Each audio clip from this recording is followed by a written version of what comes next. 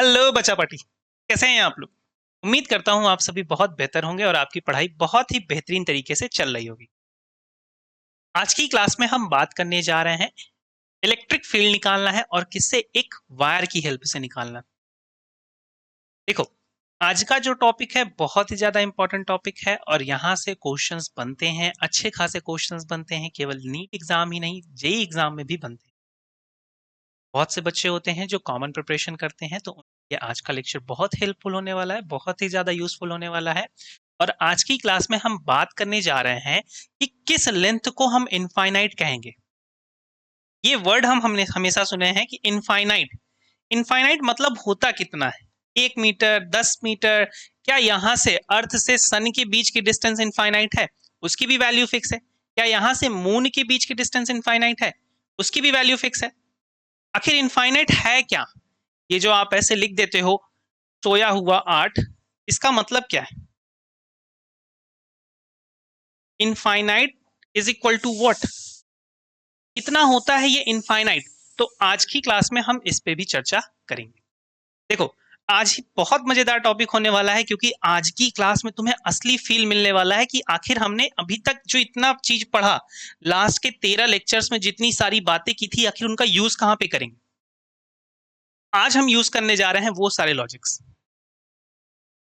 अब तुम सोचो, मैं तुम्हें एक लॉजिक बताता हूं। अगर कभी आपने टावर्स देखे होंगे, बड़े बड़े ऐसे टावर देखे होंगे जिनसे हाई वोल्टेज सप्लाई जाती है, तो उन टावर्स पे ऐसे डायरेक्टली वायर आके नहीं कनेक्ट रहते हैं। वहां पर एक आपने देखा होगा नॉन कंडक्टिंग मटेरियल होता है, ऐसे गोला गोला छल्ले जैसा, चूड़ी जैसा बनाया रहता है लंबा सा, उससे वायर अटैच कराया जाता है और फिर यहाँ पर ऐसे रोटेट करके दूरी बनाते हुए आगे ले जाते हैं। ऐसा क्यों करते हैं? रीजन क्या है इसका? ये सारी चीजें बहुत ही ज्यादा रिलेट करती है या बहुत ही ज्यादा इंपॉर्टेंट होती है हमें इस चैप्टर को समझने में, या फिर इन चैप्टर के समझने के बाद इन सारी चीजों को ही इंजीनियरिंग ने डेवलप किया। नहीं तो वो टावर कंडक्टिंग मटेरियल है और एयर में क्या होती है, फील्ड होने की प्रॉपर्टी होती है, तो वहां से क्या होता, एक एयर फील्ड जनरेट होता और चार्ज इंड्यूस हो सकते थे और आपका जो टावर है उससे आपको करंट लग सकता है। लेकिन इन सारी इंजीनियरिंग को समझने के लिए हमें थोड़े से बेसिक कॉन्सेप्ट पता होने चाहिए, तभी आप एक अच्छे खासे इंजीनियर बनोगे। या फिर मेडिकल फील्ड में भी आपको बहुत सारी इलेक्ट्रिकल अप्लायंसेस यूज करने होते हैं, जहां पर हमें बहुत अच्छी खासी जानकारी होनी चाहिए इन सारी चीजों से लेकर। उम्मीद करता हूँ ऑडियो और वीडियो दोनों क्लियर होगा। एक बार मैं वॉइस चेक कर लेता हूँ। ठीक है, मुझे लगता है वीडियो भी विजिबल है और ऑडियो भी ठीक ठाक जा रही है। तो चलो आज शुरू करते हैं। तो सबसे पहले हम लोग बात करने जा रहे हैं कि क्या होगा। आज की क्लास में हम लोग डिस्कस करेंगे electric field due to a uniformly charge wire. जब मैं यूनिफॉर्म चार्ज वायर कहता हूं, इसका मतलब होता है कि एक ऐसा वायर हम लेने जा रहे हैं जिसपे चार्ज इक्वली डिस्ट्रीब्यूट हुआ है। तो सपोज करिए कि हम लोगों ने क्या लिया है कि एक ऐसा वायर ले लिया जिसपे जो चार्ज है वो इक्वली डिस्ट्रीब्यूट हुआ है।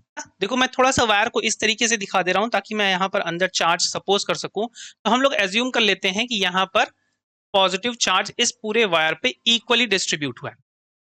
वायर है, वायर पे अगर चार्ज डिस्ट्रीब्यूशन होगा तो कैसा चार्ज डिस्ट्रीब्यूशन होगा? लीनियर होगा कि सरफेस होगा कि वॉल्यूम होगा? बिल्कुल सही आप लोगों ने सोचा, ये होगा लीनियर चार्ज डिस्ट्रीब्यूशन। मतलब अगर इस टोटल को अगर मैं क्यू चार्ज दे देता हूं, तो ये क्यू चार्ज इस पूरे वायर पे कहीं ना कहीं क्या हो जाएगा? डिस्ट्रीब्यूट हो जाएगा। और अगर डिस्ट्रीब्यूट हो जाएगा तो इसकी एक बन जाएगी अपनी लीनियर चार्ज डेंसिटी। क्या बन जाएगी? लीनियर चार्ज डेंसिटी, जिसे हम रिप्रेजेंट कर दे रहे हैं लैम्डा से। तो लैम्डा क्या है इस वायर के लिए? Linear charge density. अच्छा, अब एक बात समझिए, मैंने अगर आपसे कहा कि ये लीनियर चार्ज डेंसिटी है, तो इसका मतलब है कि ये डेंसिटी सेम होगी हर एक पॉइंट पे, क्योंकि कैसा वायर था? यूनिफॉर्मली चार्ज वायर था, एक समान से चार्ज किया गया है, असमान नहीं है। ऐसा नहीं है कि यहां पर ज्यादा चार्ज हो जाए और यहां पर कम हो जाए। यूनिफॉर्मली चार्ज वायर है ना, तो अगर यूनिफॉर्मली है तो हर जगह पर जो चार्जेस होंगे वो क्या होंगे? सेम होंगे। चलो, तो आज हमें क्या करना है, इस यूनिफॉर्म चार्ज वायर के थ्रू इलेक्ट्रिक फील्ड निकालनी है किसी पॉइंट पर। तो हम लोगों ने एज्यूम किया एक परपेंडिकुलर लाइन मानते हुए। कैसा हुआ कि एक परपेंडिकुलर, इस वायर से परपेंडिकुलरली एक डिस्टेंस पर किसी एक पॉइंट पर, यहां पर हमने एक पॉइंट एज्यूम कर रहे हैं जिसे हम लोग रिप्रेजेंट कर दे रहे हैं किसी पॉइंट P के नाम से, और इस पॉइंट पर हमें क्या कैलकुलेट करनी है, इलेक्ट्रिक फील्ड निकालनी है। इस पॉइंट पर हमें क्या निकालनी है, इलेक्ट्रिक फील्ड। देखो अभी तक जो इलेक्ट्रिक फील्ड का आपने फॉर्मूला पढ़ा था, E इज इक्वल टू के क्यू अपॉन में आर स्क्वायर, ये फॉर्मूला था किसके कारण, पॉइंट चार्ज के कारण। ये फॉर्मूला किसके कारण था, पॉइंट चार्ज के कारण था। लेकिन क्या जरूरी है हर जगह चार्ज पॉइंट होगा, ऐसा जरूरी नहीं है। पॉइंट चार्ज हर जगह हो इसलिए जरूरी नहीं है। अगर मान लीजिए एक ऐसा चार्ज मटेरियल आ गया जहां पर वो एक वायर के फॉर्म में है और उस पर जो चार्ज है वो डिस्ट्रीब्यूटेड है, पॉइंट चार्ज नहीं है, तो इस पॉइंट चार्ज अगर नहीं होगा तो इसके कारण इलेक्ट्रिक फील्ड क्या होगी, हमें इस पे बात करनी है। तो हमने एज्यूम कर लिया यहाँ पर एक पॉइंट P है और P पर हमें क्या निकालना है, इलेक्ट्रिक फील्ड निकालना है। और अगर इलेक्ट्रिक फील्ड निकालना है तो उसके लिए आपको क्या करना होगा, आज इन सारी चीजों को डिस्कस करेंगे। चलो, अगर P पर इलेक्ट्रिक फील्ड निकालना है तो हमने एज्यूम कर लिया, मान लिया कि यहां पर एक छोटा सा सेगमेंट, एक छोटा सा पोर्शन कट कर लेते हैं। अगर यहां पर एक छोटा सा पोर्शन कट कर लेते हैं और इसकी लेंथ को मान लेते हैं ये है DL लेंथ का, ये कितना है, DL लेंथ का इसका पोर्शन है। और एज्यूम कर लिया अगर ये DL लेंथ का पोर्शन है तो इस पे जो चार्ज होगा वो होगा DQ, इस पे जो चार्ज होगा वो क्या होगा, DQ, according to the linear charge distribution या फिर लीनियर चार्ज डेंसिटी ना। हम लोग क्या लिख सकते हैं, lambda is equal to DQ upon में DL लिख सकते हैं आप। तो यहां से DQ का फॉर्मूला आप क्या लिखेंगे, DQ इज इक्वल टू आप क्या लिख सकते हैं, लैम्डा टाइम्स DL। देखो ये जो D है, इस जो D की हम बात कर रहे हैं, ये D होता है आपका बहुत ही छोटे सेगमेंट को शो करने के लिए। इसको शो करने के लिए बहुत ही ज्यादा छोटे से छोटे सेगमेंट को शो करने के लिए आपका वैल्यू होता है क्या, D। तो DQ इज इक्वल टू होता है lambda DL। DQ is equal to क्या होता है आपका, लैम्डा टाइम्स DL। चलिए बात करते हैं आगे। एक फॉर्मूला आपका यहां से मिल गया तो हम इसे नाम दे दे रहे हैं स्टेप 1 का। चलो एक फॉर्मूला है, फॉर्मूले को हम लोग बंद कर देते हैं।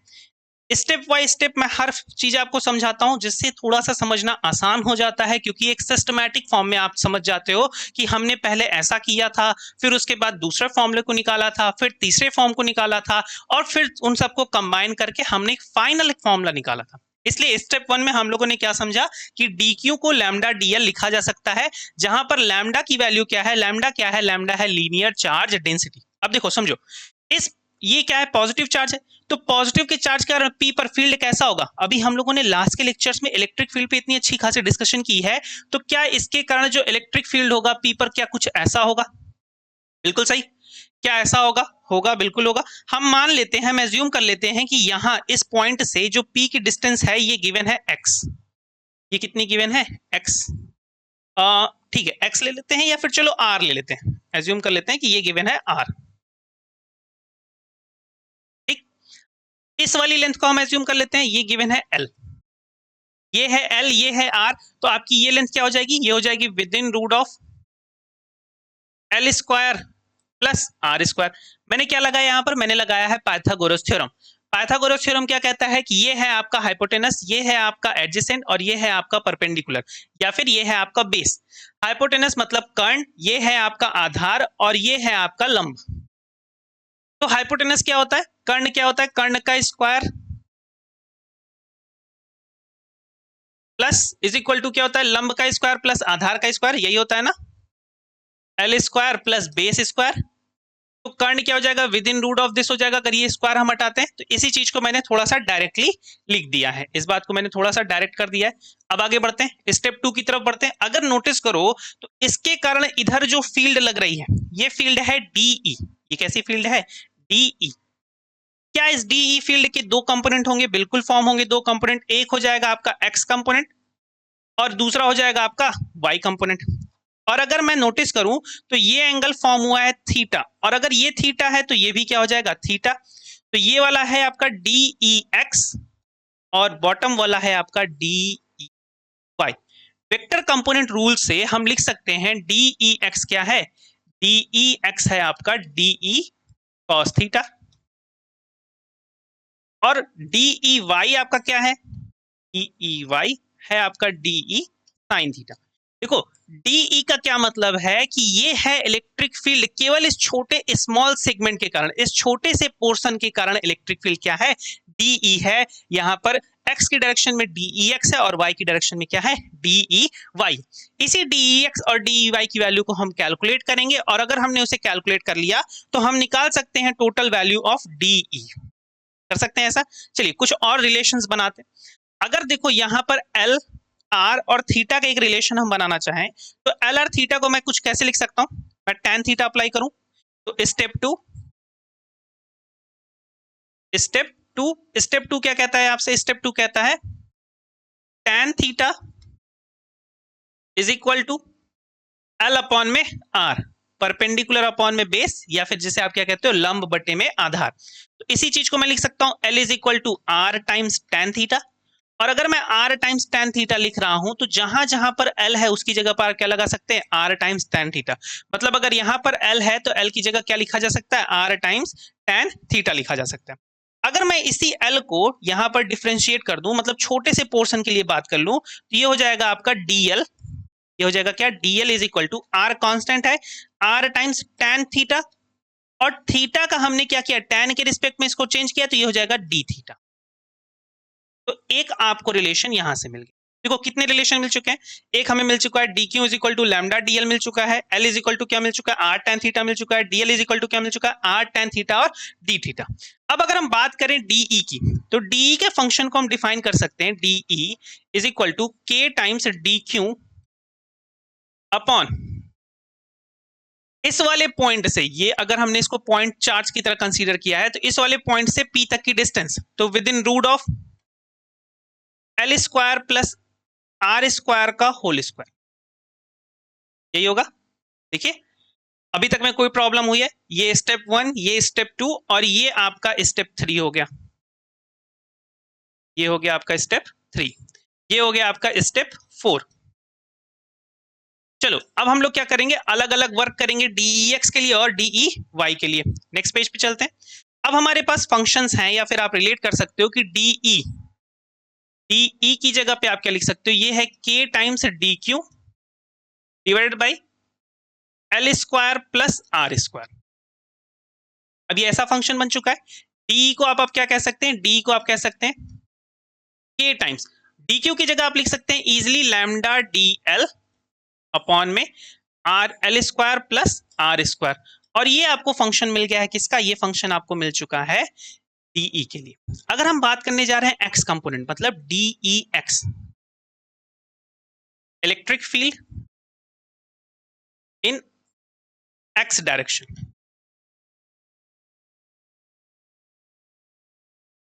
X डायरेक्शन में इलेक्ट्रिक फील्ड क्या होगी, अब हम इस पे बात करने जा रहे हैं। तो X डायरेक्शन में फील्ड है आपकी DEX।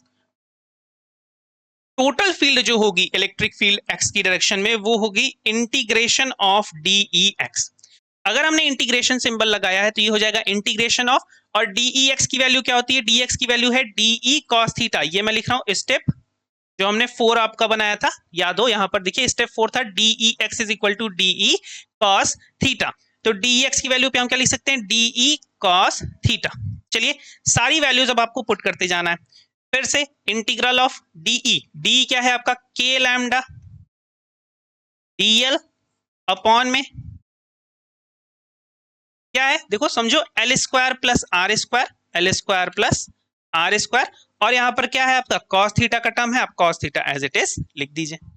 फिर एक स्टेप आगे बढ़िए, इंटीग्रल ऑफ, या फिर इंटीग्रल नहीं लगाते हैं, देखिए क्या कुछ टर्म कांस्टेंट दिख रहे हैं आपको, हाँ सर कुछ टर्म कांस्टेंट है। कौन कौन से टर्म कांस्टेंट है, तो K कांस्टेंट दिख रहा है और लैम्डा कांस्टेंट दिख रहा है। तो K और लैम्डा को बाहर निकाल दीजिए, K और लैम्डा बाहर आ गए। अब अंदर क्या बचा है, अंदर बचा है इंटीग्रल ऑफ DL अपॉन में क्या बचा है L square plus R square, L square plus R square, और ये हो गया आपका क्या cos थीटा। अच्छा थोड़ा समझो, मेरी बात को समझने का प्रयास करो कि मैं कहना क्या चाह रहा हूं कि ये टर्म ही क्यों कांस्टेंट है। अगर मैं पीछे के डायग्राम में जाऊं, देखो अगर मैं इस सेगमेंट को ना लेकर के थोड़ा ऊपर सेगमेंट लेता तो क्या L बदल जाता, बिल्कुल बदलता। क्या थीटा बदल जाता, बिल्कुल बदल जाता।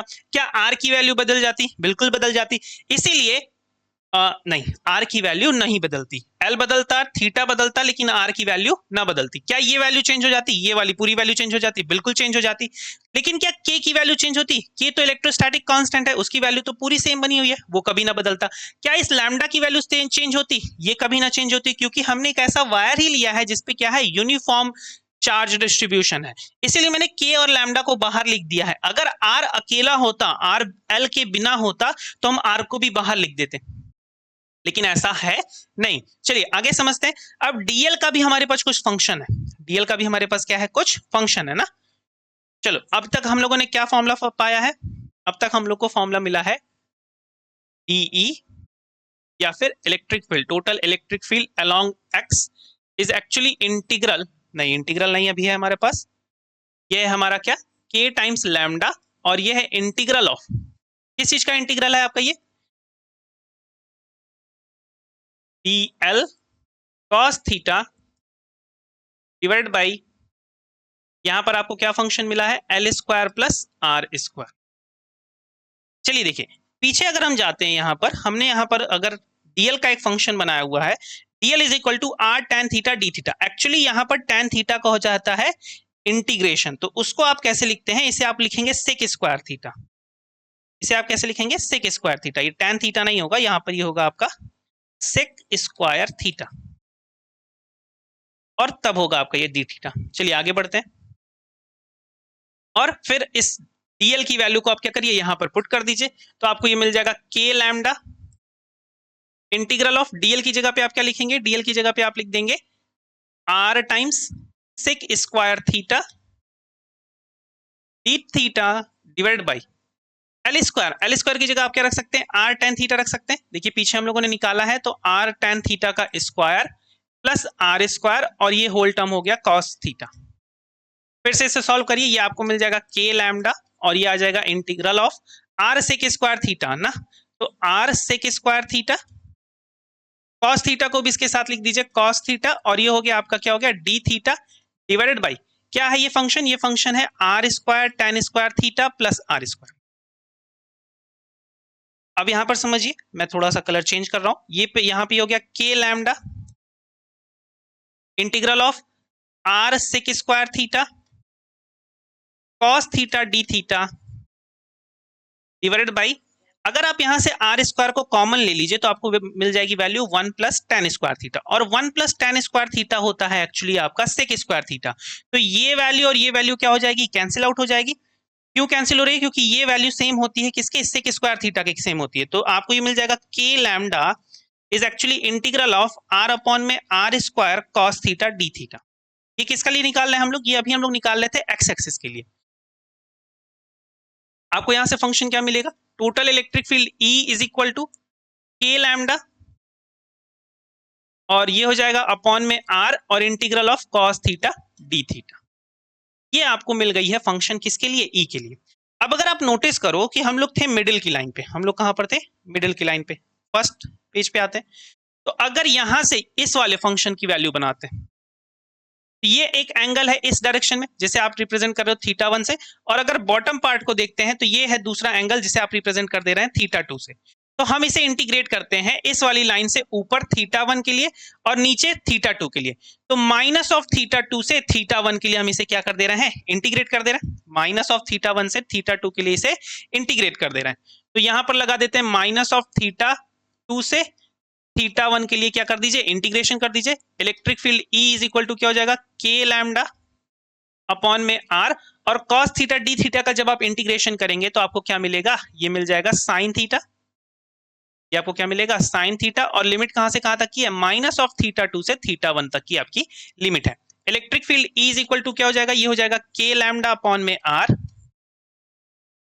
और साइन थीटा, अब थीटा टू थीटा वन और थीटा टू है तो ये हो जाएगा आपका sine theta one minus of, और ये हो जाएगा आपका sine theta two with minus. जब आप इसे सॉल्व करेंगे तो इलेक्ट्रिक फील्ड की वैल्यू आपको क्या मिलेगी, के लैम्डा अपॉन में आर, और ये हो जाएगा sine theta one, sine minus theta minus of sine theta, तो ये हो जाएगा plus of sine theta, plus of sine theta two. ये थी आपकी EX की वैल्यू, तो EX की वैल्यू आपको क्या मिल गई, EX की वैल्यू मिल गई k लैम्डा अपॉन में r, और ये हो गया sign theta 1 plus sine theta, sign theta 1 plus sine theta 2, या फिर sine theta 2 plus sign theta 1, जो भी आपका मन हो आप उसे उस तरीके से लिख सकते हैं।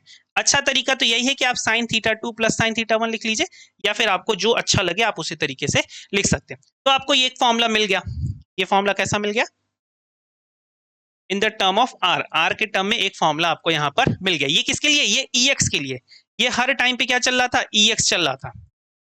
अभी हमें किसके लिए कैलकुलेट करना है, y के लिए कैलकुलेट करना है, किसके लिए, y डायरेक्शन के लिए कैलकुलेट करना है। चलिए आगे बढ़ते हैं। तो y के लिए क्या लगेगा फंक्शन, y में जहां पर अभी तक हम लोग साइन पढ़ रहे थे वहीं पर क्या था, cos था, तो मैं डायरेक्टली ये वाला स्टेप लेता हूं यहां से, ठीक है। तो इसकी जगह पे आप क्या लिख सकते हैं, EY हो जाएगा आपका, क्या हो जाएगा, k लैम्डा अपॉन में r integral of minus of theta 2 से थीटा 1, और cos की जगह पे क्या आ जाएगा, साइन थीटा डी थीटा। देखिए इस सारे थीटास के जो भी इंटीग्रेशन है और जो भी आपका वैल्यूज है मैंने उसको एक स्लाइड में ऐड कर दिया है, आप यहां पर देख सकते हैं, इसका आप स्क्रीनशॉट भी ले सकते हैं, ये सारे फॉर्मुलेज हैं। तो अभी हमारे पास क्या है, साइन dx है, साइन x dx मतलब साइन थीटा डी थीटा है, तो इसका जो इंटीग्रेशन होगा माइनस ऑफ कॉस थीटा आएगा। देखिए प्लस सी तब आता है जब ये इंटीग्रेशन आपका लिमिटेड नहीं है, फिक्स्ड नहीं है ना। अगर हमने यहाँ पर लिमिट लगा दी है तो यहाँ पर प्लस सी आने का कोई सेंस नहीं है। तो अगर हम लोग पीछे की स्लाइड पे जाते हैं तो देखिए यहाँ पर हम लोगों ने क्या किया है, एक लिमिट लगा दिया है, साइन थीटा डी थीटा पे माइनस थीटा 2 से थीटा 1 का लिमिटेशन लगा दिया। तो इसकी वैल्यू आपको क्या मिल जाएगी, k लैम्डा अपॉन में r, और साइन थीटा का इंटीग्रेशन क्या आया था, माइनस ऑफ कॉस थीटा, और लिमिट कहां से कहां तक की है, माइनस ऑफ थीटा 2 से थीटा 1 की लिमिट है। ये आपको क्या मिल जाएगा, k लैम्डा अपॉन में r, कॉस थीटा 2 को आप क्या लिखेंगे, minus of cos theta 1 minus cos minus of theta, कुछ इसी तरीके से आप लिखेंगे। साइन थीटा का जो फंक्शन आएगा वो साइन थीटा की जो आपकी इंटीग्रेशन मिलेगी वो आपको क्या मिलेगी, कॉस थीटा मिलेगी, और कॉस थीटा का आपको ऐसे फंक्शन मिल जाएगा। यहां से आप करेंगे तो ये हो जाएगा k लैम्डा अपॉन में r, और यहां से आपको ये मिल जाएगा, क्या मिल जाएगा, ये हो जाएगा आपका cos theta 2 minus of cos theta 1। ये आपको फॉर्मूला मिल गया किसके लिए, EY के लिए। अगर आपके पास EX और EY के फॉर्मुलेज हैं, अगर आपने EX और EY का फॉर्मूला लगाया है, अब इसे अगर हम लोग लगा दे किसके लिए, E के लिए, इसके लिए लगा दे रहे हैं हम लोग E के लिए, तो जो टोटल आपकी E आएगी, E क्या आएगी आपकी, E आएगा EX I cap plus EY J cap. I cap और J कैप क्या रिप्रेजेंट कर रहे हैं, उसकी डायरेक्शन। EX की वैल्यू आपको क्या मिली है, k लैम्डा अपॉन में r, और ये है sign theta 1 sine theta 1 plus sine theta 2 आई कैप, और EY की वैल्यू आपको क्या मिली है, k लैम्डा अपॉन में r, और ये है साइन थीटा 1, साइन नहीं है अब ये है कॉस थीटा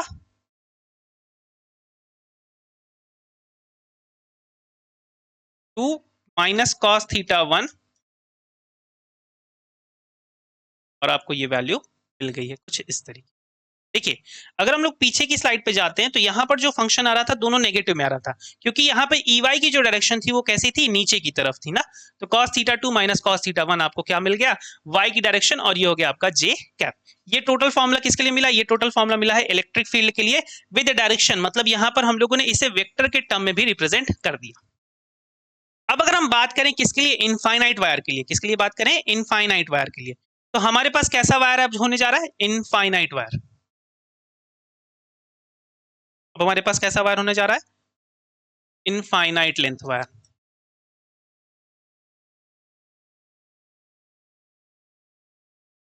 अगर इनफाइनाइट लेंथ होता है तो हमेशा याद रखना कि कोई भी टर्म फिजिक्स में या मैथ में, कोई भी जितनी भी सारी चीजें हैं वो सारी चीजें क्या है, रिलेटिव है।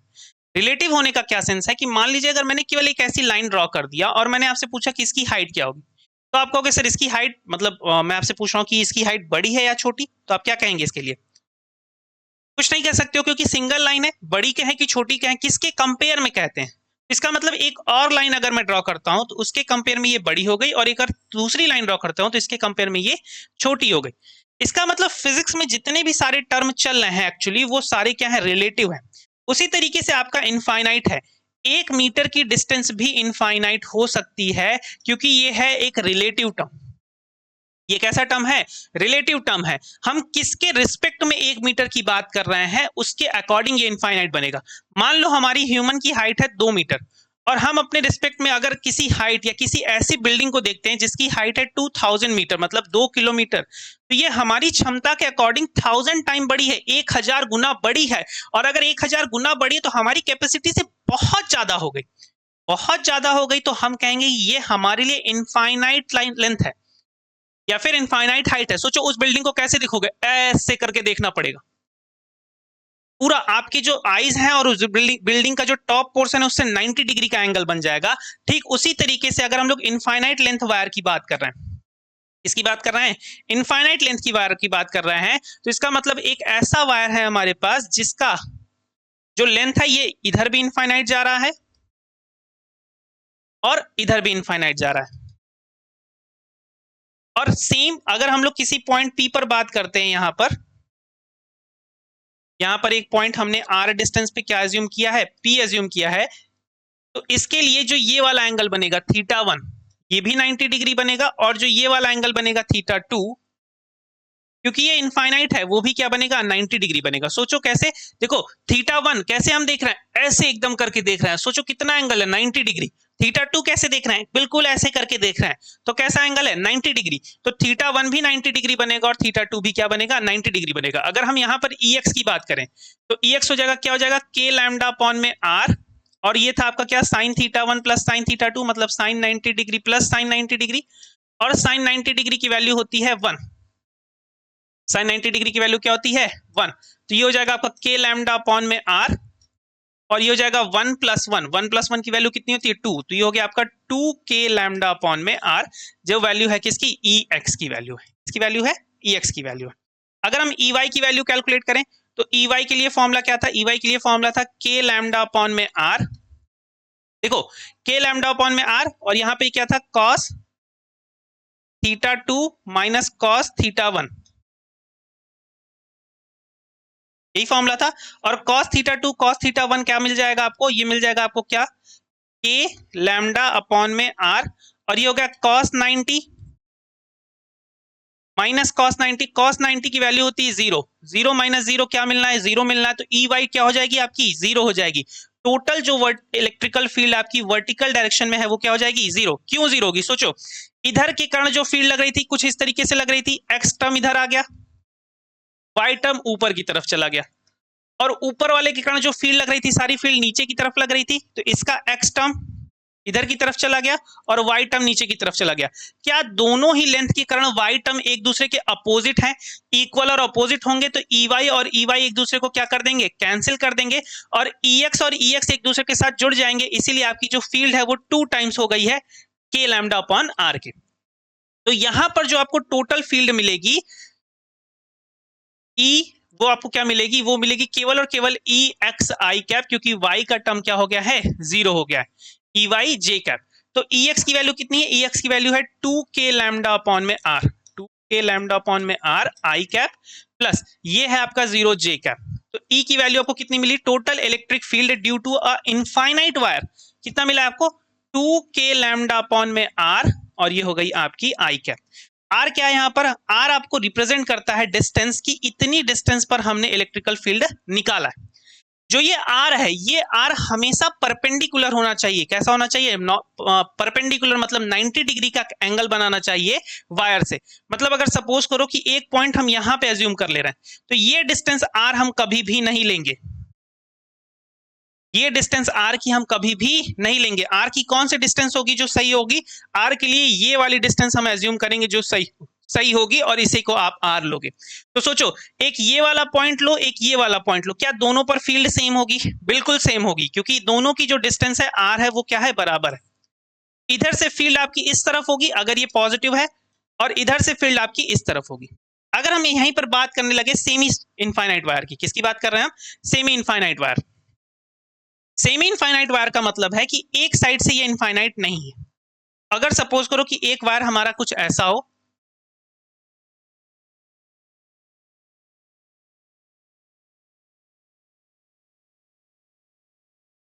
इसे डिलीट कर देते हैं, फिर से एक इमेज, हमारा कोई वायर ऐसा हो जिसकी एक साइड से ही लेंथ क्या हो, इनफाइनाइट है, तो हम इसकी ऊपर लेंथ है इनफाइनाइट, नीचे पर ही हम यहां से एक आर डिस्टेंस पर एक पॉइंट एज्यूम कर ले रहे हैं जहां पर हमें क्या निकालना है, पी पर इलेक्ट्रिक फील्ड निकालना है। तो यहां पर अगर हम इलेक्ट्रिक फील्ड निकालना चाहेंगे तो केवल और केवल देखिए थीटा 1 90 डिग्री बनेगा, theta 1 will referred as 90 degree, theta 2 हो जाएगा आपका 0 डिग्री।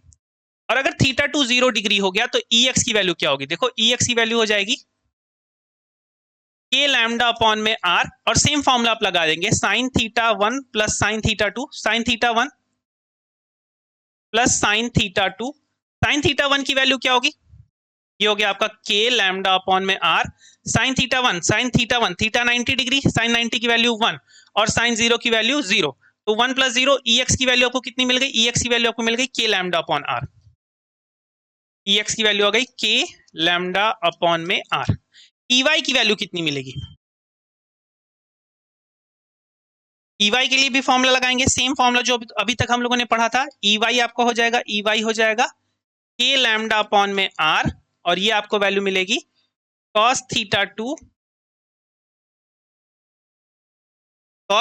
2 माइनस cos थीटा 1,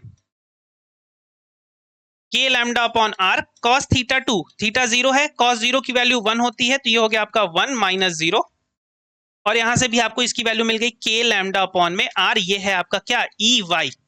तो ई वाई की वैल्यू भी आपको कितनी मिल गई है, के लैम्डा अपॉन में आर। तो टोटल यहां पर जो आपको फील्ड मिलेगा वो क्या मिलेगा, टोटल इलेक्ट्रिकल फील्ड आपका हो जाएगा E is equal to E X I cap plus E Y J cap, E X है आपका K lambda upon R I cap, और ये भी है आपका K lambda upon R J cap.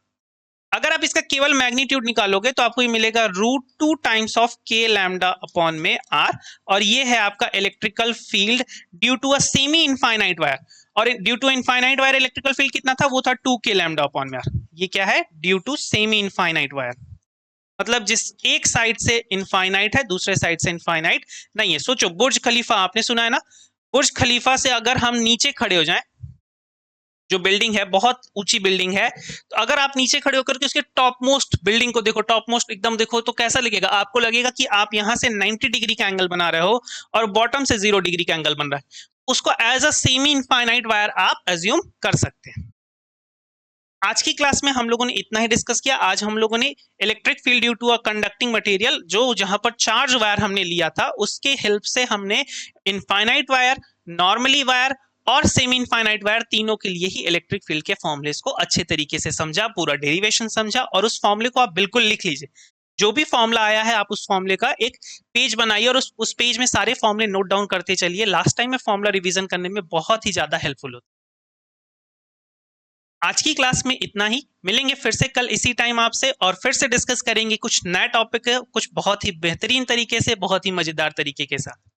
Videos अगर पसंद आ रही हैं तो अपने दोस्तों को शेयर जरूर करें, और हमारे टेलीग्राम चैनल को जरूर ज्वाइन करें। टेलीग्राम चैनल का लिंक आपको डिस्क्रिप्शन बॉक्स में मिल जाएगा, वहां से हमें ज्वाइन जरूर करें, ताकि आपको सारी नोट्स, डेली प्रैक्टिस प्रॉब्लम्स और भी बहुत सारे study materials free of cost मिल सके, और आप उनसे हेल्प लेकर के अपनी प्रिपरेशन बहुत ही अच्छे तरीके से कर सकें। मिलते हैं कल सेम टाइम पर, तब तक के लिए अपनी पढ़ाई जारी रखिए। बेस्ट ऑफ लक, बाय, धन्यवाद।